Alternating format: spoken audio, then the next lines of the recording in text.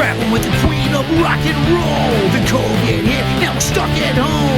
Instead of sitting on our ass, we came up with this sick podcast. Crewicide, Crewicide. Out of my way, you're in my line. Crewicide, Crewicide. The main four picks and sticks all night. Crewicide, Crewicide. Ha ha ha ha ha ha. Crewicide, Crewicide. No autographs tonight. Can I get a set list, man? Hey, set list, please. Welcome to Crewicide Podcast. It's Annie Stoic, Beef Henderson, and our special guest tonight. Yes, the Cloud Child himself, Mr. Claudio Tito, longtime music business veteran, and sometimes fill-in roadie for the Blackhearts. And, correct. And as part of our continuing series of people associated with, the Blackheart crew, we thought we'd get Claudio on here and talk about his experiences, right, Annie? Yeah. How you doing? How's everybody? All right? Good. Where are you tuning in from? Cool. I am home in Fresh Meadows, Queens. Oh, cool. So, yep, back home. You were out internationally in South America, though. Tell us where you were. December. I went down to Uruguay for the holidays. It was kind of weird because I wasn't sure how the traveling thing was gonna go through, like with all this, requirements and stuff. But I got through it. I went to spend some time with my folks down there and escaped the winter a little bit. Nice. I came back like a month ago. Very cool. How are things down there? Well, everything was going good until the summer started, because like when it's winter here, it's summer there, right? Of course. Mm-hmm. So when the summer started, people started going out and, they got tired of being inside, and then just cases started rising and going up, and it was they're not doing good right now. And it's a small country. It's like a population is 3.5, million. So wow, that's almost like New York. yeah, exactly. So when cases go up, you really notice it a lot. So it's relative. So I mean, we're kind of jumping right into this, but so straight off the bat, we're going to do this international COVID report. So Claudio is a technician. He works for the infamous SIR, which I call the roadie farm. And he's been there for 13 years. So Claudio does tons of gigs, not just with touring bands, but other bands. You also do bands in South America when you're in Uruguay, right? Uruguay. Yes. And let's talk. I mean, obviously we're in the thick of it. It is, by the time this airs, it'll probably be April. Maybe even after, because we got some other ones beforehand. But, yeah. So it's March, just about basically this is the podcast that marks a year of the whole COVID. Mm-hmm. Oh wow, yeah. So I mean, give us your take on. It was a long year. I'll bet. It's getting longer. Yeah. What was it? Yeah. Well, we know what it was like here, obviously, but going down there again, there was a lot of cases. What's the general attitude down there about it? It's the same thing that you see here. You see people, that believe that it exists, people that don't believe it, people that don't want to wear masks, people that do want to, wear masks. It's all divided. It's the same thing, I don't know. I see a lot of people wearing masks around here, which is good, but yeah, it's the same thing. Down there, you see the same thing. The problem is that when the COVID started there, it was winter was starting. So they had passed the summer. So in the wintertime, they all had to stay inside, which, because of the cold and stuff. But then when the summer started coming and the nice weather and the sunny weather and the warm weather, they were tired of being inside. So they all started going out. And that's when, gatherings, especially between the young people, they would gather and it was just, they didn't care. They didn't really care, and it's always like, it's a small part of the society. It's not like everybody was like careless, Mm-hmm.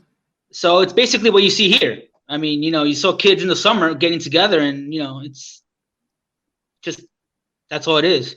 now although Uruguay and all those countries have received the vaccine, so they're starting with the vaccinations, and we'll see what happens. If there's an opening for that. Hopefully it rolls Yeah. out there. I mean, it's it's just a smaller scale because it's just a smaller population. Hopefully, honestly, like I hope that the government down there, does the right thing, gets everyone that wants to be vaccinated, and everybody, I don't know. Yeah. We're not going to go into that here. Let's talk about music. Yeah. Well, I have a lot of friends there that have studios and live sound companies and stuff like this, productions, and they were all halted. They were stopped. Like there was nothing going on. Well, that brings us to the next part of the agenda. It's completely dead. Let's hear about it. Let's hear about the industry down there. It was completely dead right now. What's coming back are the studios, like there's a lot of people recording. So I have, friends with their studios have been opening, with all the rules and regulations and stuff like that, with masks and stuff. But they're taking bookings. Yes, yeah. Also, they were opening like small venues, like small bars with like tables like all spaced out, like small acoustic shows. Mm-hmm. They did that for a while until the cases started coming up again, and then they stopped it. And then now I think they were starting again, but this is like a roller coaster. It all depends on the numbers, Mm-hmm.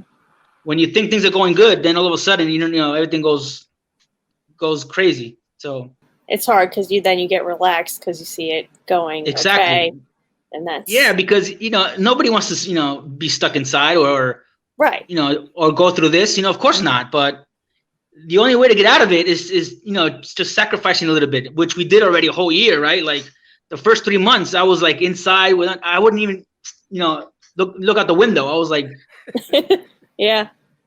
Because I was like, okay, let me do. If we do our part, then maybe this will be over in 3 months. But of course, it didn't. It never stopped. Oh, of course not, because of there's idiots on all sorts of sides with all sorts of agendas. But let's go back to a year ago. Annie, where were you?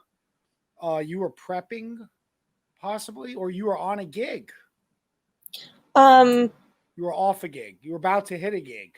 Yeah, well, I know the Blackhearts, they had 2 gigs, like kind of the weekend of like the 13th, 14th, and like the day of, it was like everyone was still going to an airport, and then like an hour later, don't go to the airport. Everyone get home. Like it was like it happened so quick. Wow. And I think some crew guys actually got on their flights because everyone was flying from different, places. That was interesting. And then I was also supposed to have a show with my band opening for Bowling for Soup, and that literally was the day before. They're like, we're still doing this, and then the next day they're like, no, we're not doing this. What is going on? It was more serious than we thought at the beginning. Yeah. I mean, I remember I was last year in January, I was also down in Uruguay, and in February too, and I was hearing things about a virus, but I thought it was like one of those viruses that wouldn't reach us or, but it just, went out of control. Yeah, we were at NAMM in January, which it was definitely, because everyone's there, Wow, yeah. Could have been a potential those times. spreader event. Oh yeah, for sure. So I kind of think that it took everybody so quickly. But were you, I believe, so you were on, yes, no, go to the airport, go home an hour before. And then Claudio, were you at the shop with me when this was going on? Yes, I do believe you were. Yes. In the first week of March, that's when I came back. And remember, I worked that week. That's right. Okay, so you had come back that week, and I remember seeing you, and all sorts of shit was happening. And I don't want to get into the specifics of it, people, whatever, because a lot of them don't, they're not here to talk about it. But also, the people listening don't know who they are.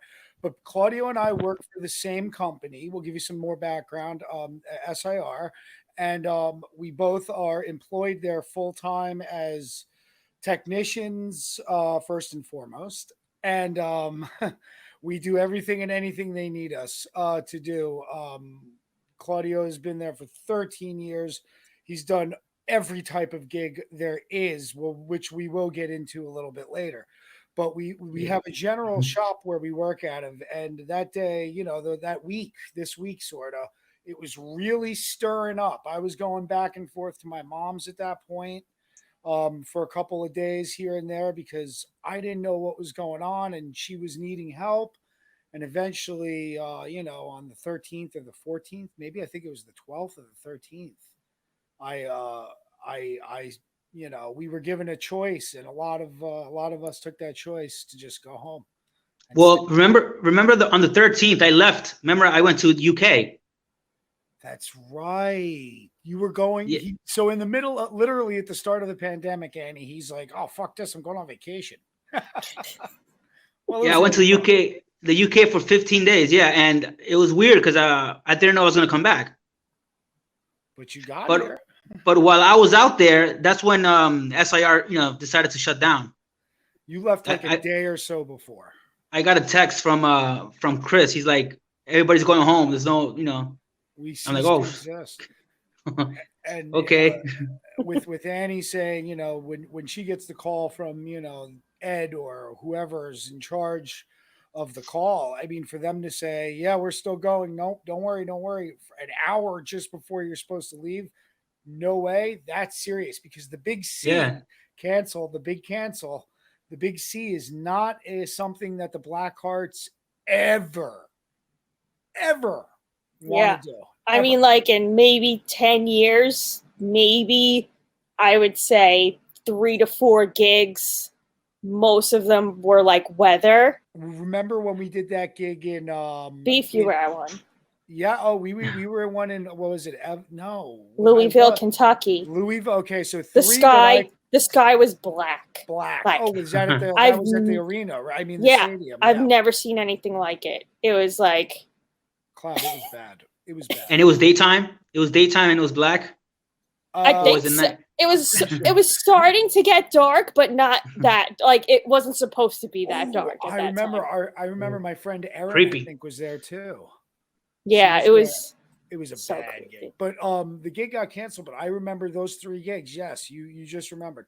There was one in Albuquerque or somewhere in New Mexico that had to go away for some reason. One, I think that was it. That was it. And the other one too that I could think of, and the one that you said, Annie. Yeah, and then somewhat recently there was another one in like Phoenix. Got canceled because of weather as well. Like it was like literally like about to open doors, and it was like crazy lightning storm. Oh man. You know, it was really insane. It came in so quick, like torrential downpour, and they tried to hold it off, and they were like, "This isn't stopping." So. Yeah, it's a very rare occurrence, especially with Blackheart, because they always want to play. Yeah, and it's never ever been because of like any band member being sick or anything like that. Like if they are, they power through it, and that's just how like the mentality is of bands that any band. I do remember another gig that got canceled. One early on with Ed, we played Memphis in May, or AKA Memphis in Mud. Down on the Beale Street, the waterfront, and I remember Johnny Lang. Do you remember that guitarist, Johnny Lang? He's like a country guy. He played, and Shania Twain was supposed to play or something, and I don't think we played at all because it got canceled. It poured. It was horrible. I remember moving through the mud with Billy and the merch because that's what we used to do before there was any protocol. Yeah, I wasn't there for that. No, you were not there. There were no rules. Annie would not have that shit. I remember that. I remember going to either BB King's or some type of chicken barbecue place with Brandon, who came to the gig. It's like one of the first times I met Brandon. Mm-hmm. And we sat down, we ordered, and then the stage guy called us and said, Blackhearts crew, it is pouring. You need to come out here now. We got up and ran back to the stage. It was bad. So only 3 times it was canceled. So, for going back to the whole COVID thing, for Annie to get a call to say it's canceled, for Claudio to get a text from us back in New York with SIR as the heart of the backline industry at that point. We've been going 40 plus years. It is just not an operation that stops. So, it was very serious. I went up, I went upstate and stayed with my mom for a couple of weeks, and I did. Mm-hmm. So when the shows were getting canceled, it was mostly the promoters that would cancel these shows, right? Or just bands decides that we're not going to go anywhere. I don't know where that came down from. But I'm sure between all the bands and stuff, I'm sure it was a mix of both.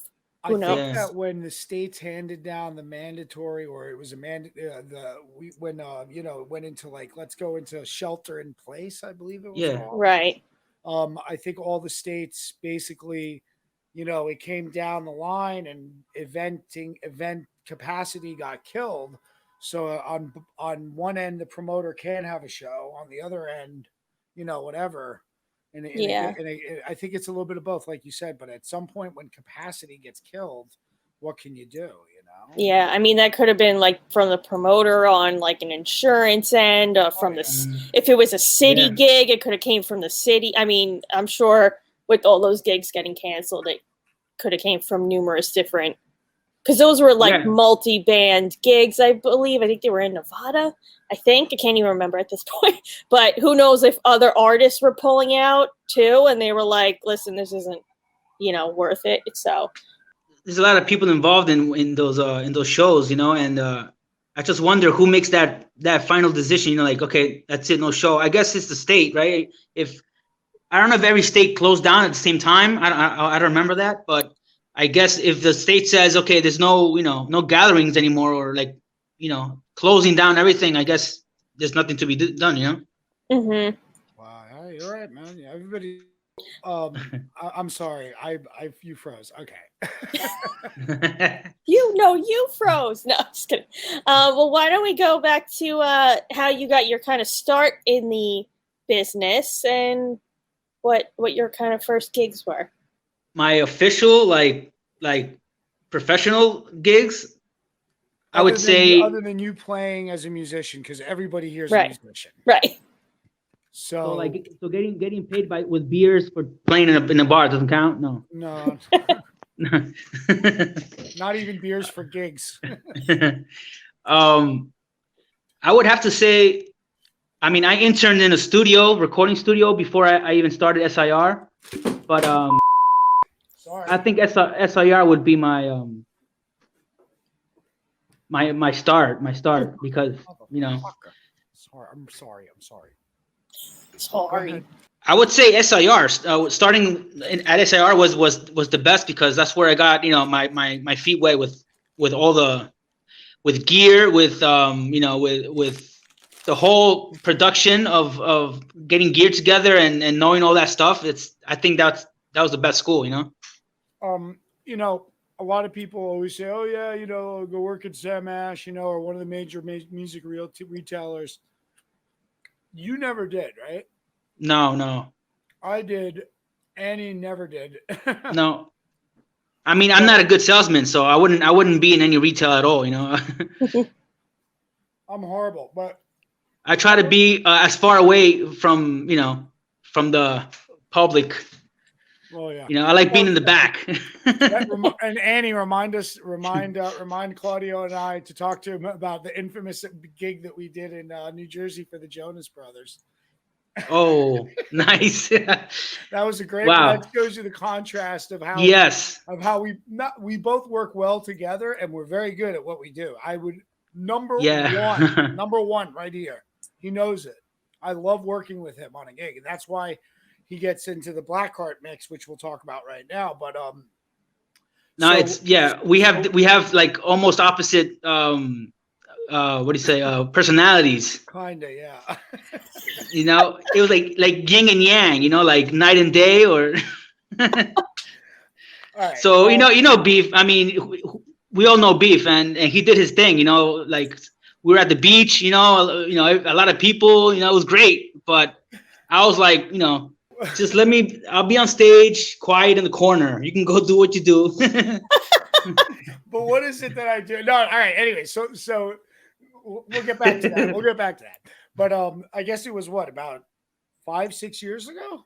The first The time you actually got into the mix. We'll get it. We at some point. oh, At some point, we needed 2014. okay, 2014. wow. So 6-7 years ago. April 2014. Yeah. Oh wow. April and May. That's awesome. So at some point we needed someone to fill in, and I, of course, because I know your work ethic, I suggested you. And then Yeah. you met Annie, and then you can Yeah. talk. I don't know the rest. I wasn't there. I'm trying to. I know one of the gigs were in Pennsylvania. That was the first gig with Blackhearts was we had to drive the gear to Bethlehem. Yes. To the what do you call that place? This it had like all these, oh man, there's a name for it. It was like the bikers, and it was a nice place. Yeah. Yeah, it was like at a hotel. I think it was for a radio show, right? It was in like a hotel like conference type of, right? One of them was. Yes, one of them was, yeah. And but they built the stage they built the stage on like milk crates, or the drum riser was on milk crates. Yeah. That was the second gig I did. Yeah. Okay. Yeah. Well, it was the first gig that I was on as the guitar tech, but the first gig I did was just drive the gear over to Bethlehem. Yeah. Got it. Yeah. So you know, Ed told me, okay, so what do you want to do, the drums or guitar? And I'm like, you know, I don't know. He's like, okay, you're doing guitar. So I was like, okay. So I was in charge of the guitars, you know. Mm-hmm. And the bass. I think, didn't Billy fall off the stage at that gig? He did. He did. I saw it. It was in front of me. Yeah, it was terrifying. I never heard this story. I don't think it wasn't a big stage either. I just want to point that out. So it was like one of those like maybe 2 feet high, but he took a fall. Yeah, but I think he was on top of one of the subwoofers when he fell off. What the hell was Billy doing on a subwoofer? But he fell really bad too. Like he fell on his arm. And he got right back up. I'm like, whoa, wow. Can't keep Billy Crater down. He just bounced up. So Billy falls off a fucking stage. Mm-hmm. Yeah. The stage is made out of milk crates. And also, my sight line to the stage there was a pole in front of me. Yeah, that's right. Yeah. So I couldn't, like, if I wanted to see the band doing lights, I was literally doing this the entire time. That's right. I remember that. Yeah. Oh my God. Man. This was an interesting show. And then I feel like, I don't know if it was the morning going into that or the day after, we had to leave super early at like 5 a.m. or, you know, something crazy, and drive somewhere else. And I remember, I think it was just started like yelled so loud, and I just remember you going like, "Oh my God, like what?" Yeah. What? I distinctly remember. It's like I was probably sleeping, right? Yeah. I know this story. Like, what the fuck? I think I have a video of it too, because in the van, because like out of nowhere, he was just like, "You want a beer?" and just take it out of it, you know, just out of any hole that he had, you know, whoosh, you know, like any pocket, any, you know. Mm-hmm. He really was. He was a alcohologician, mixologist. He was a magician. I mean, he did have. There was an art to that, and he did it well. Oh yeah, he was the best showman of that. Yep. That was. There's no other person I know that did that better than him. That's for sure. And that was the last gig that Claudio did with us. No.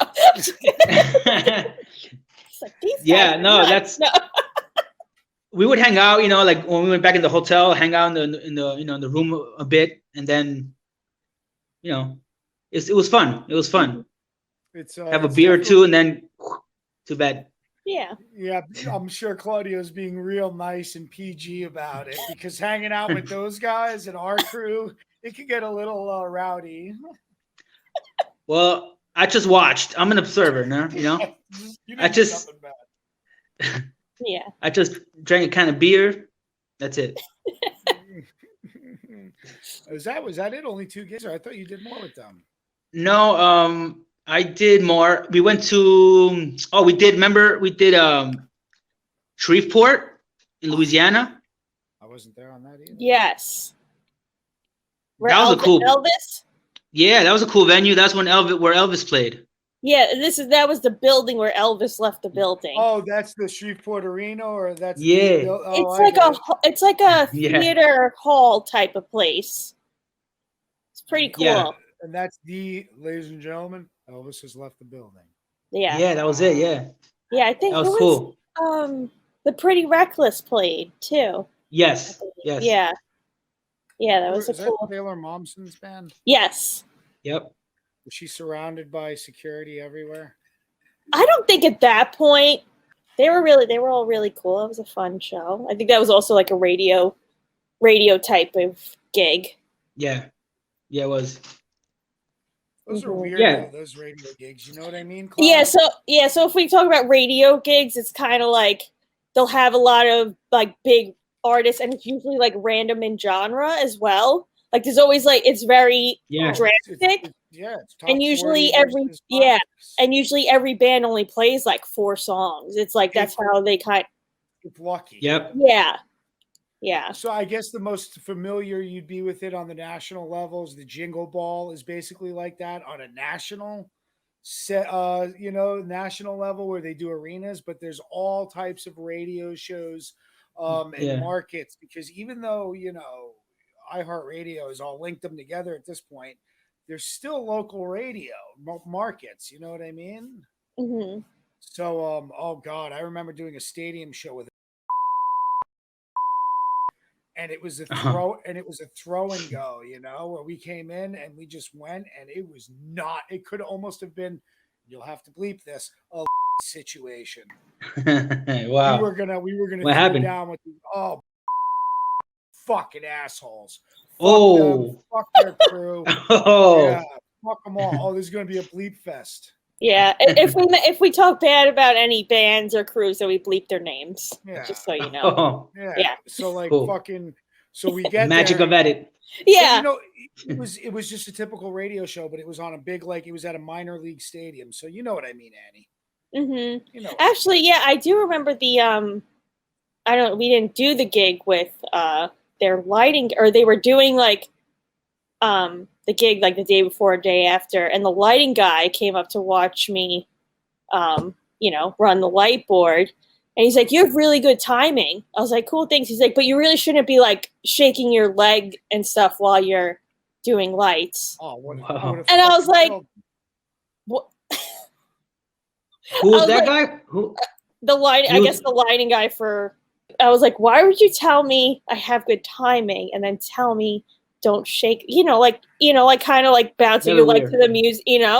He's like, "Yeah, you shouldn't do that though." I'm like you're a fucking That's amateur. weird. That's what I'm talking about. Those guys are fucking pricks. Their crew were pricks. So the crew were pricks, but did you get to talk to the band? Were they like the same way or what? They were the same. Look, I can't speak for every individual member, but when and everybody here can agree, your crew reflects your bosses. Mm-hmm. Everyone says that we're the cool. Well, when I was on the crew full time, and they still say it now, we were the coolest fucking crew that ever comes through. One of them, at least, for sure. Mm-hmm. So, like, oh man, you know what I'm saying? Well, like working different gigs at SIR, you deal with all these tour managers all the time, and different crews all the time. And Annie, he does a lot of high-end gigs. And you get to know the ones who are difficult and the ones who are easier to talk to, and Yeah, but these guys were assholes. So, but it was the whole fucking radio thing. But we start these conversations and then we go around, and then the whole thing was like, whatever. You guys were in a radio show. It's not about me.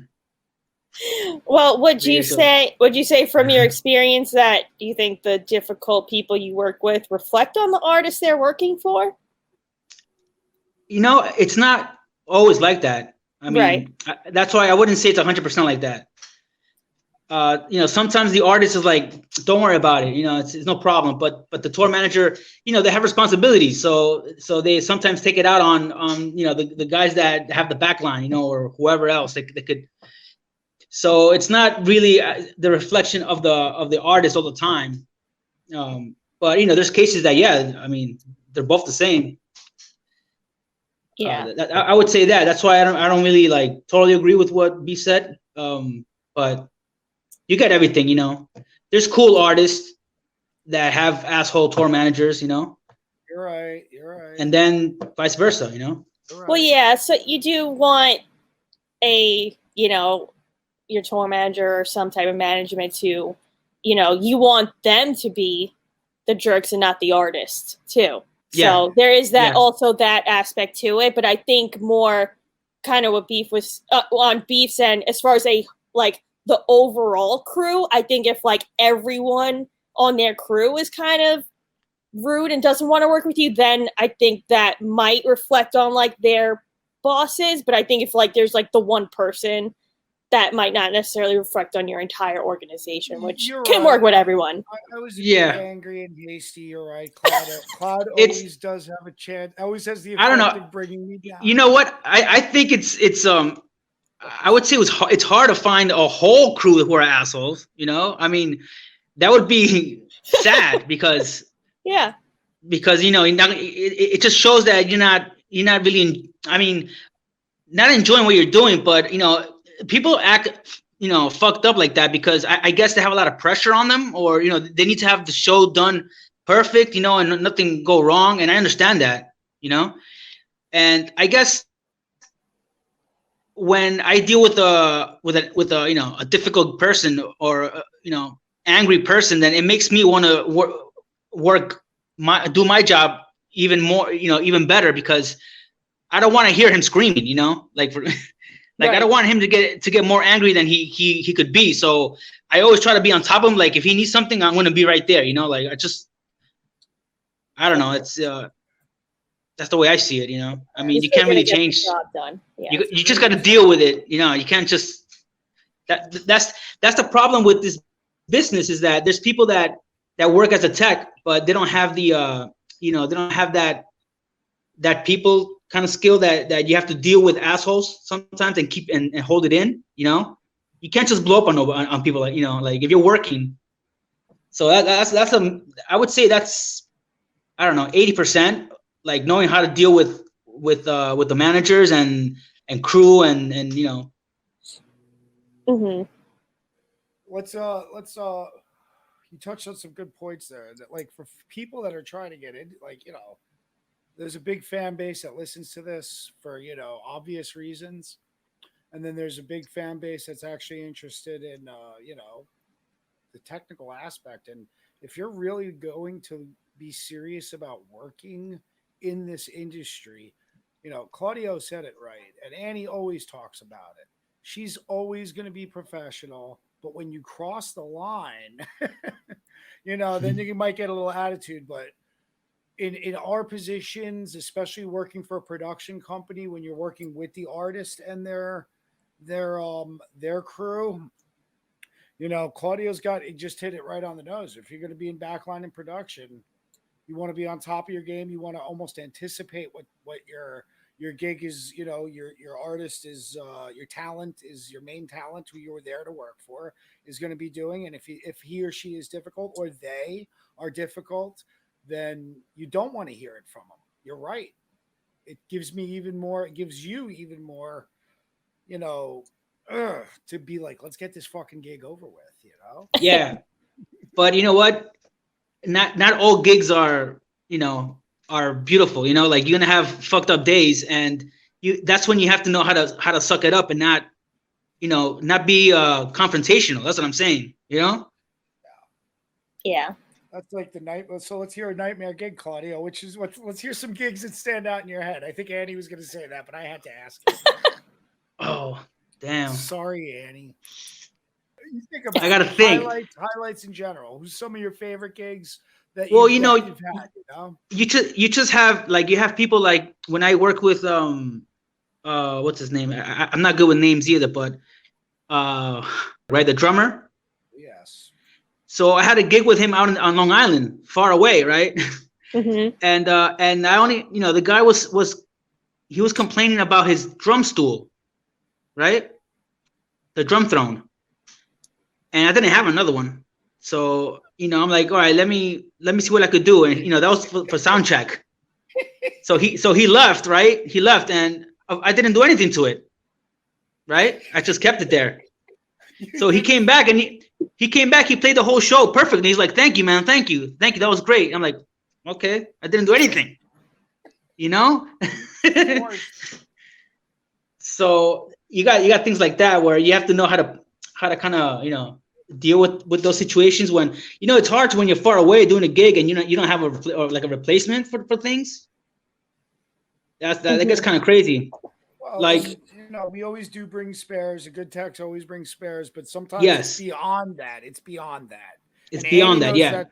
It's beyond that. It's the stupidest things. Oh, I take spares for everything, I take especially for a gig that's far. Oh, yeah. Mhm. Anywhere more than 20 miles away, you gotta. Yeah. I mean, Annie, do you always like request a double board when you're doing or backup board? I mean, I like to, but sometimes. I mean, I request the boards that I want, and I don't always get them. Sometimes they'll have a backup board that's not even the same board. So if something did happen, I'd be like, Yeah. I'd still be screwed on the other end because I'd have everything would be completely different. But sometimes they do, sometimes they have backup, sometimes they don't. Have you ever been in a situation where the lights went out? The board went down? Actually, I remember in college that actually happened. My board froze, and the entire stage went the entire room went dark because everything was running on the board, the house lights, like the stage lights, everything. And I knew it was about to, I knew the board was freezing, nothing was working. So I had one of my guys, I said, jump on the spotlight when this room goes dark. And this is while the band's playing. I said, when this room goes dark, I want you to throw that spotlight on and open it up. Right? Room goes dark. He puts the spotlight on, does it right, and I'm resetting the board, or blah, blah, blah. I see like the boss coming up, like the big, like, the president of the school coming up. I'm like, oh no, I don't know. I'm getting fired. Wow. I'm getting fired, right? I'm trying to reset the board. And he's like, hello? And I'm like, I'm sorry. I'm like, I'm resetting the board. We have a tech. He goes, that was a great look you just did. Great. And I was like, thank you. Wow. Like, it was a complete, like, to me, it's like disasters happening. And they're like, that was cool. I'm like, yeah. Okay. Awesome. That's what we were going for. Yeah. Actually, I think there was a mess up once. I think we were opening for, and I think the board crashed an hour before showtime. And I had to just reprogram something to get me through the show, like while doors were opening, like I was like there, like because there was no backup board, so you just had to hope that you got through it. Yeah. But that stuff happened. I mean, that's just gonna happen. You could save the files and try to reboot it, and it's only gonna be from a certain time. It just happens. It's the same as like an amp breaking. Like that stuff's gonna it's gonna happen. Let me tell this. I'm sure I did it. You said an amp breaking. The only time I can remember an amp blowing was in the Dominican Republic. And I might have said this 100 times, but it was like really rare. It's really rare when it happens, especially with a lighting board. You know what I mean? But an amp is a bit more susceptible, right? So the story, Yeah. Billy, oh, this is such a good Billy story. It really is. I don't know why it always goes back to Billy. I love this. I don't know why I'm telling you, but it's just breaking things. But like, we could only get a Fender or a Marshall combo. I have to go. I have the videotape, which Annie and I will be talking in the near future about some of these old footage. I have a lot of old footage, but we're going to be looking to put together. But hey, send in your Blackheart footage. Cool. Shameless plug that just came up in my head. So we were in the Dominican Republic, and they could not have an AC-30 on the whole island. And I'm talking the whole island. And the island, you know, up until the Haitian border, it's Haiti on one side, it's the Dominican on the other. And they could not source an amplifier. And of course, Annie, this was before, you know, things that we, I don't for you, yes. Where, okay, we need this, so we're going to have to just get it there somehow. Now it's done a bit differently. But the promoter could not provide this piece of backline. There was not an AC-30 anywhere. I think there was a Fender Champ, like 110 maybe. Oh no! and like a Marshall or a Mesa combo. They couldn't get an AC-30 or a Mesa. I think it was a Marshall combo. And Joan does not like to play Marshalls. Not that it's a bad sound. It's just not her sound. That's Dougie's sound. Right. Yeah. You know what I mean? That's Dougie's sound. So at this point, it was whatever. We went through it. She played the fucking amplifier. And during I Love Rock and Roll, the amplifier popped and broke out. And oh no! Dead. That's the worst. And I was videotaping the show. I always had my camera going. And you see her turn around, and that's what I'm like, click. You know what I mean? Because I didn't want her to be like I wasn't. She's just like, and I'm like, click. You know what I mean? It was so funny. But we somehow used the Fender or something, or maybe we plugged into Dougie's backup Fender. I'm sorry, backup Marshall, because they could have two Marshalls. They had three Marshalls there, and we got through the rest of the encore. But dude, it's so imperative. This all goes back to being a good tech, bringing spares. Yeah, being ready to jump in, right? Yeah. So Annie, so now we're talking about gigs. Claudio, you should ask Claudio what it's like working with me is in the shop. What's it like working with Beef in the shop? Wrestling specifically. What'd you say, wrestling? Oh man. Well, he gets these obsessions. Like, you know, it changes. They last like maybe a year or 2 years, but you know, at one point it was wrestling, and I'm not really a big fan of wrestling. Actually, it's the total opposite. You know, I don't. And he just kept he had all day, all night. He had wrestling videos on the computer. Two of them, two computers. It was all day, and he was just like just staring at the screens all day. Like he did work, of course, but in between work, he would just look at videos of wrestling, and that was one of the obsessions. What was the other ones? Oh, come on, there's so many, but the wrestling was important. Oh no, then there was the '80s sitcoms. Remember? Oh, that's not it's still going. Yes, sir. Every day I think we watched every episode of all those '80s sitcoms, like, you know, Different Strokes and all those shows. It was great. I mean, remember great shows, but Small Wonder. Small Wonder, yeah. Oh my God! All right. Anyways, but this comes around to doing the opposites of you know. I love Claudio. Everyone loves Claudio. He's a great guy, great tech. And we did a gig together for the Jonas Brothers for the VMAs at what's that? Asbury Park. Asbury Park, the Stone Pony. Nice. And and that was like how many? That was like what, a whole weekend, because we stayed in a hotel, right? Oh, it was like 3 days, 2 nights, and then on the third day we left, I think, or we might did we leave after the gig?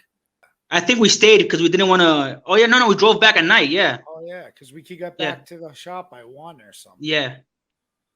And we go down to the shore, and like it's awesome because, you know, it was so cool, right?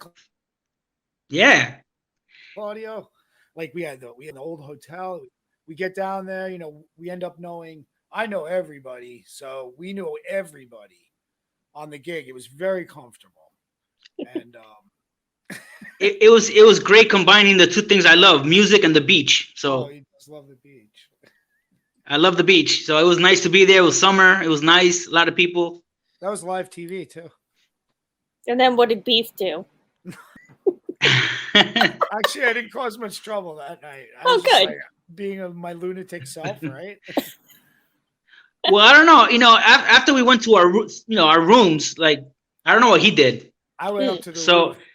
I can't say what he did after. I know I would go to my room. I don't know what he did, but Oh, actually, I'll tell you what I did. So Annie, at the Stone Pony in Asbury Park, you've been there before, right? I actually haven't. You're Staten Island and Jersey, aren't you? Like Staten Island, Jersey? Yeah, I don't know why I've never been to Stone Pony. Well, that was my first time too, so I can believe it. It was live TV. It was for the VMA. So we get in there, we get our truck pulled up to the spot, right? Remember, we had to lock it. It was a whole thing because, even though Asbury Park and the VMAs, it was the whole town is like 7, 8 blocks, maybe 10. You know what I mean? From beach, and then it goes out, towards the houses inland, but it's like 7, 8, 10 blocks max. And then you're in, Brighton, right? Or whatever. Mm-hmm. I don't know, whatever it is. Yeah. The little beach towns. So we go there, whatever. And then I went to, did we eat? Did we go to Wonder Bar? yeah. At one point? Yeah, we went to Wonder Bar, or we ate, right? And, or we might have eaten that for lunch, but we ate something, blah, blah. And then I went to the pinball in the arcade museum. There you go. Yeah, that's right. Yeah. I played Kiss pinball, bro. Yeah. That's where you went. Yeah, I remember you said you were going to go there. I went there.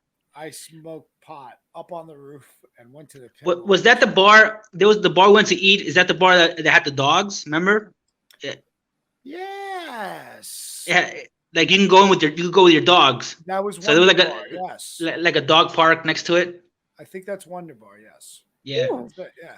There was a dog park there, and you could drink with your dogs and shit. You love that. Yeah. That's cool. It was fun. It was a good, and then the next day we did a whole full live TV production with 2 stages, inside and out. Yeah, it was big production. Yeah. Were you inside, right? I was inside of the Stone Pony. So Stone Pony, yeah. Those of you who want to watch the VMAs from 2 years ago, right? 2019. It's on. Yeah, it's online. The video.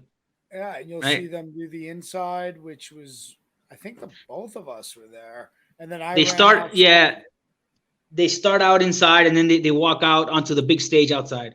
For those of you who are not familiar with television production, that's going live. What do you think's going on after that first scene? We're fucking packing up. Hell yeah. Oh yeah. It was mayhem. It's a wrap. Let's pack up. Yeah. I remember sneaking cookies. I needed water. I gave some chick some cookies. She was gonna die. These little girls were gonna die. They were all herded in like fucking cows at a fucking farm. And they were all herded in there for this show. And it was like, whoa, they were going to die. No food, no nothing. I was like, here, take some water, take some cookies. Yeah, Beef was talking to everybody. He would just, start conversations. That's how he is. Yeah. I know. Claudio was like, get the fuck away from me. I was like, yo, you want to do this? You want to do that? He's like, nope. I know. I could be boring. But if I had, I don't mean it like that. A little bit of what you are, like, a little sprinkle, then, but it's good to be social, and you get to know people. Now I just remembered when we were in the van where Brandon yelled. It just came over. So every time we were in a van or anywhere and we crossed over water, he would scream, water. Oh, yeah. And you, oh my God, were almost sleeping. And for years, we're like, poor Claudio. I thought, yeah. I'm like, what happened with the water? I thought we were gonna like drive into water or something. I'm like, no, he's just saying that there's water. We drove over it. I mean, and it's crazy. Let's get back to him. We all know Brandon loves stuff. And Oh yeah, he loves stuff. you ever tell you that he loves stuff? You know, he actually asked my sister that, and she's the first person that was like, no. She just didn't get it. He goes, your sister doesn't like stuff? Who doesn't like stuff? I think he explained that to me once, and I don't remember what. And the water thing, he explained it to me, but I can't remember. I don't know. And then remember though, we did the gig. We flew into Vegas, and then we drove to Laughlin. Ooh, Pete. Remember that one? No, Laughlin. Laughlin is what is that place? That's the hotel with the roller coaster in it, or was it an outdoor one? No, we flew into Vegas, but we just flew into it to drive out of it. Well, yeah, because I remember Laughlin. There was a gig on the state line in Laughlin, Nevada. Was it outdoors? That one? It was an outdoor gig. What, Pat Benatar? Pat Benatar and Berlin. Mm-hmm. That's right. That it was like 100 degrees. Yes, it was like the parking lot, like it was hell. And on stage, like the sun was hitting the stage, and it had the black, I forgot what do you call the floor, the black, the Marley. The Marley, yeah, and it was like so hot, you couldn't even be out there. It was, and we were setting up like we got off the air. We went straight to the, we got off the plane, got on in the van, we drove to the stage, and we just started setting up in the sun. Like it was like midday. It was crazy. Of course, Blackhearts style. Yeah, I remember that. Like that's like one of those gigs where I was like, that was one of the hottest gigs I've ever done. Like, oh yeah, 100 to 110 degree heat outside, and there's like nowhere to go because you're literally in a parking lot. Yeah, and then all you have are like trailers once in a while or a tent, but it's just still just like hot. Yeah, there was nowhere to go. Even in the the shade was hot. So yeah. Mm-hmm. And we drank a lot of water. I remember that. Yeah, and then even the water's hot. Because the ice is just everything's melting. Yeah, and I was soaked. I remember like I couldn't stop like sweating. It was crazy. Mm-hmm. But I think that was my last gig. That Nevada gig. Nice. That was a good. But you're always there in reserve. Yeah, I'm here. That's the best part. What would you say is like your main? Is there like a main instrument that you like tech for? Well, obviously you could do whatever pretty much working for SIR, but is there one that like you prefer to do? Oh man, I don't know. I would say keyboards since that's what I play. But I mean, I could do I guess I could do all of them. Also, Claudio's being a bit coy here, Annie. Not only does he play keyboards, there's a couple of things he's being coy about. He's one of the most insanely talented piano player I've ever heard in my life. Number one. And if there's don't exaggerate. Oh, exaggerate. You know how many times I've gone into the shop and I was, whatever. Long story short, when you hear this beautiful music playing in the middle of the night, like Phantom of the fucking Shop, it's fucking this guy. Number two, he can also run full-on audio shit, Billy Crater style. And he's gonna say, oh, but he can do it. I could, but I like Backline more. No, I know, but you could do audio. Sure, yeah. I've done it. You gotta try to, try to do a little bit of everything, so you know how to do things. Like there's been shows where I've been doing Backline, but then I end up helping out the audio guy for some reason. So it's good to know. Yeah, for sure. When you just going back to that, were you hoping?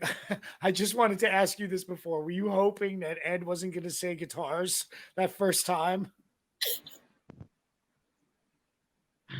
Well, yeah. I can get a bit nervous. It was a little nerve wracking. But in the end, now you're very. I mean, there's a lot of people that have done it, but you're in a very small group of human beings that said they fucking get Jones guitar. I know. It's crazy to even think about it. Like, it's crazy because I remember when I was like 16, like going to I was living in Uruguay because I lived there for 8 years, right? When I was in my teenage years, we used to go to this disco, this club, and then like the last song of the night, they would turn the lights on and just put I Love Rock and Roll, like full blast, right? And you know, a lot of my friends are Joan Jett fans, right? And it's just crazy to say that I actually I did a little of guitar teching for the Blackhearts, and it's crazy for Joan, right? And I was a little nervous about doing it, but I said, you know what? The only way to overcome it is just throwing yourself into it. So, I'm like, let me just do it. Hold on 1 second, guys. What'd Go you ahead. do? I'm sorry. Be right back. Must take this. Absolute emergency. Sorry. What could be an emergency for beef? I don't know. I don't know. There's so many things that could happen. Yeah. So I know you and Beef are both at SIR towards the end of the 2020 gigs, but what were you kind of doing earlier that year leading up to that? Were you doing any other touring, or is it just going out to like the local Backline type of gigs? Yeah, I was doing just local stuff before that. Yeah. Were you doing the TV shows at all? Because I know SIR worked a lot with that type of stuff. I've done TV shows before, but now we have like the TV guys that the SIR TV guys that go there. I guess more often, so they're there. Okay. But I've done many TV shows, and nice. And all types of gigs, small, big festivals. I used to go to the Hampton Jazz Festival every year for a week. Remember that? Oh yeah. The Hampton Jazz. I do apologize. Sorry about that. Yeah, that the Hampton Jazz. Look again. What did you say about TV that they send the TV guys? I mean, come on. Let's be frank. You're a TV guy. He is. I mean, he's done it enough times to be considered. Yes, there are certain TV guys that are like, yeah, but but like when you go down the list of like when they can't do it, his name is totally there. Well, yeah, they know that I'm always there for whatever they need. It's like it's no doubt. But you have the guys that already that do it more often, so like they know the whole process. So they're more known there. I guess like at NBC is me and Jay. It's like yeah. And then you got your SNL guys, your GMA. I floated between GMA for a while, and then kind of that's Rod's thing, and but I've done GMA many times. I think you've done GMAs many times. I've done GMA, yeah, many times. He's done, yeah. But I'm sorry, the Newport Jazz Festival? Oh, the Hampton Jazz Festival in Virginia. In fucking Virginia. That's I did it for. Yeah, I did it for 5 years in a row, man. That was. It's a whole semi truck full of gear, SIR gear. And it comes from a couple of places too, right? I'm not sure. Don't they bring the gear in from Tennessee, from SIR Tennessee? No. Really? It was all us. Yeah. Oh, I'm thinking of Bonnaroo. I'm sorry. The the Backline is all ours from New York. It's crazy. So basically, Annie, the truck shows up, and my part of this for 5 years. That what I do is Claudio does. We do driving, logistics, teching, and all sorts of shit for these people that don't understand what the production company is. So I'm a dispatcher there, which Claudio has been asked many times and has totally said, no, thank you. And very smart man, smart tech. But I am a dispatcher. I've been a dispatcher for many years, and this semi shows up, and I have to find a place for it to park sometimes. And on the street on 10th Avenue, you can't park anything on 10th Avenue. No. So they make you pull it around 36th Street.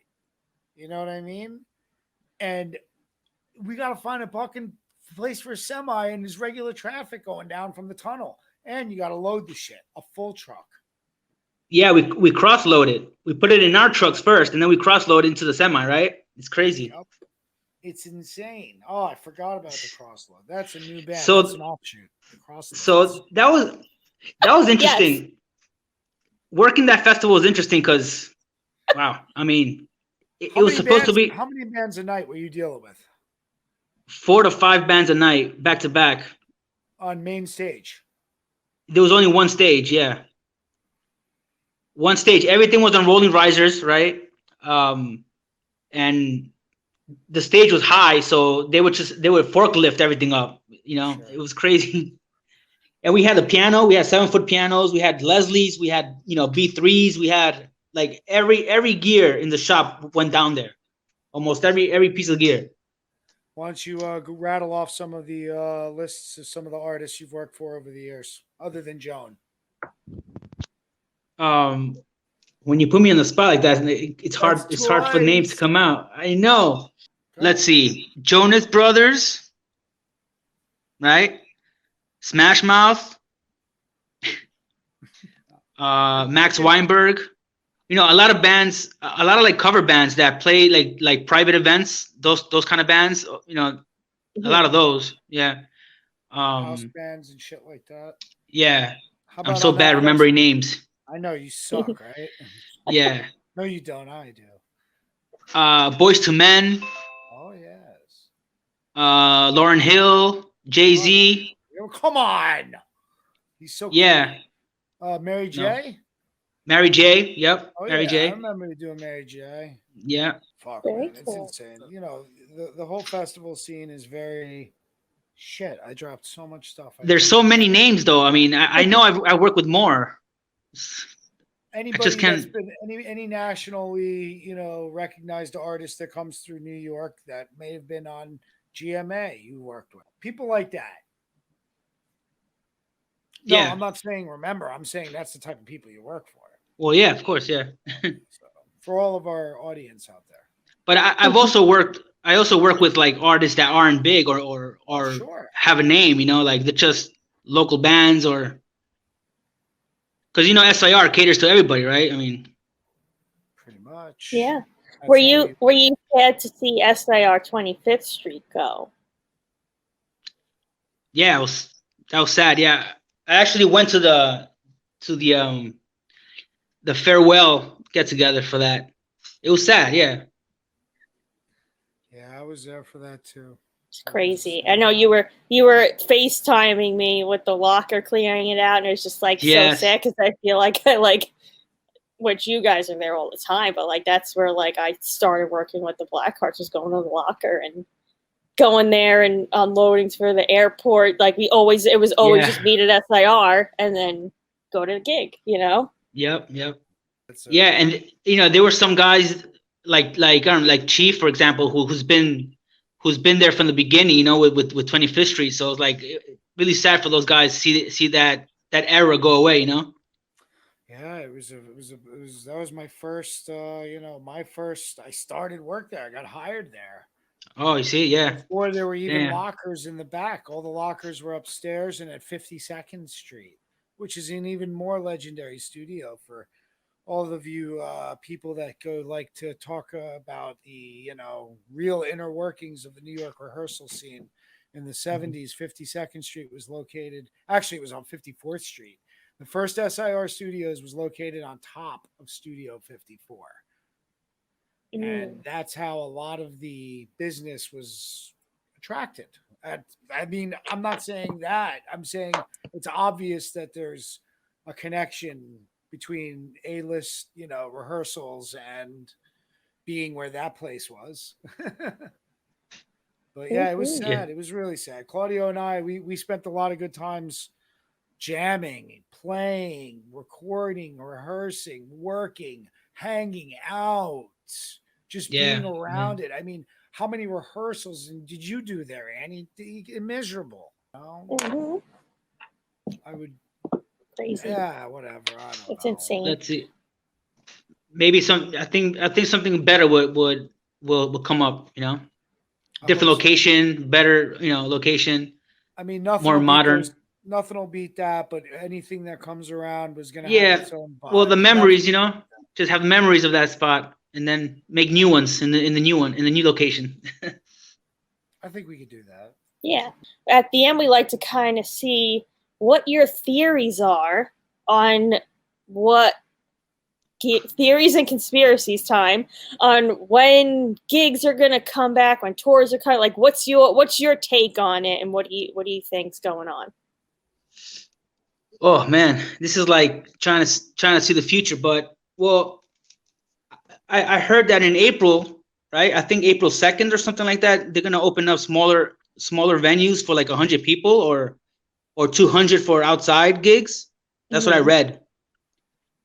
So that's a good start, right? I mean, even if it's 50, 100, it's a good start, So I'm thinking by the end of the summer, maybe there'll be a better understanding of what's really happening, like with all this vaccination. Once everybody or the majority of people get vaccinated, I guess they'll start opening up.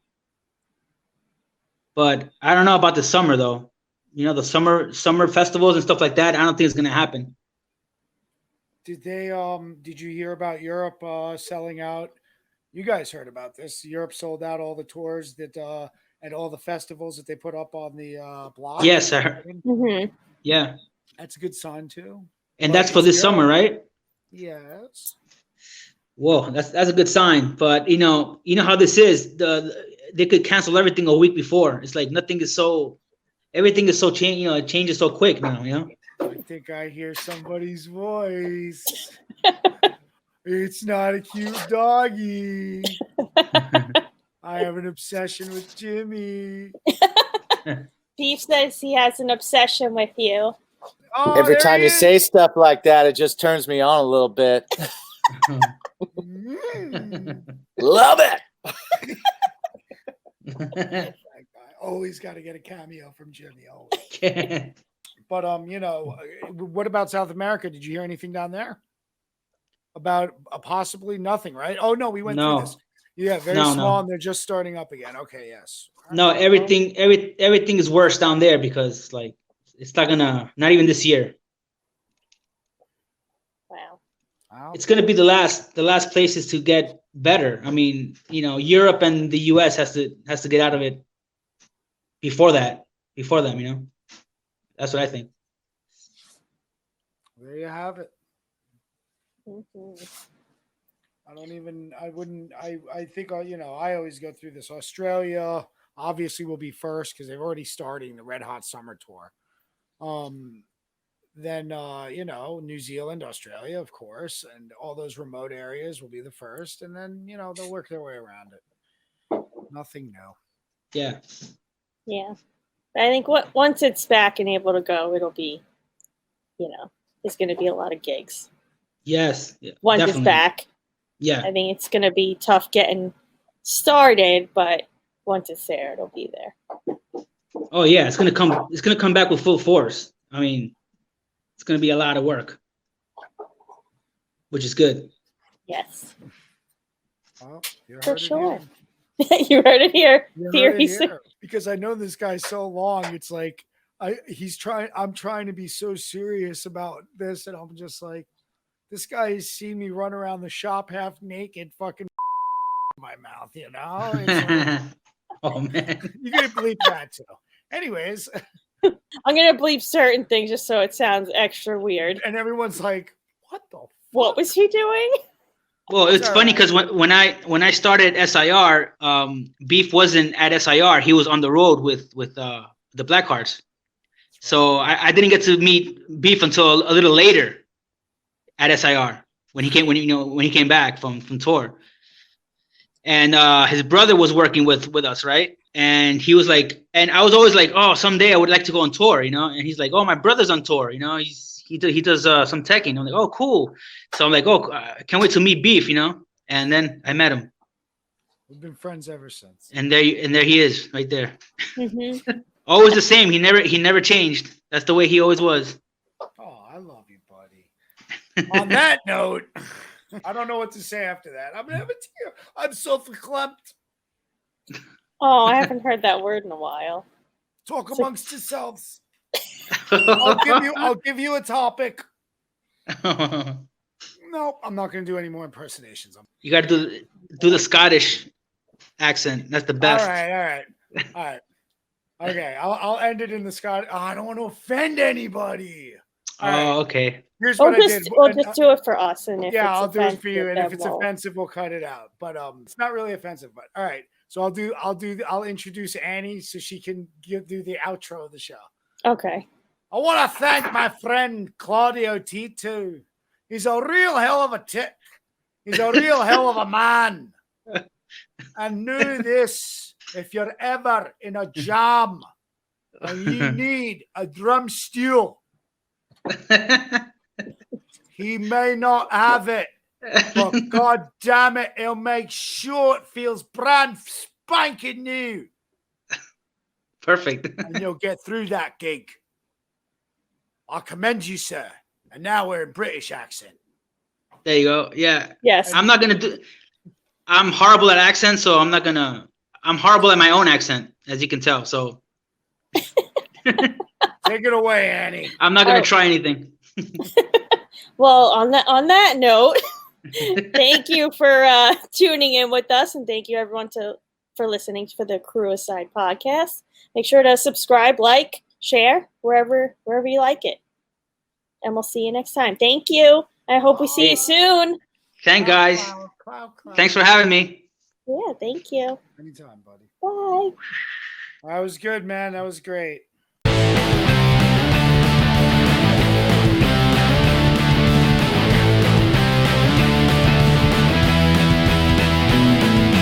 Crewicide! Crewicide! Crewicide! Crewicide! Crewicide! Crewicide! Crewicide! Crewicide! Crewicide! Crewicide!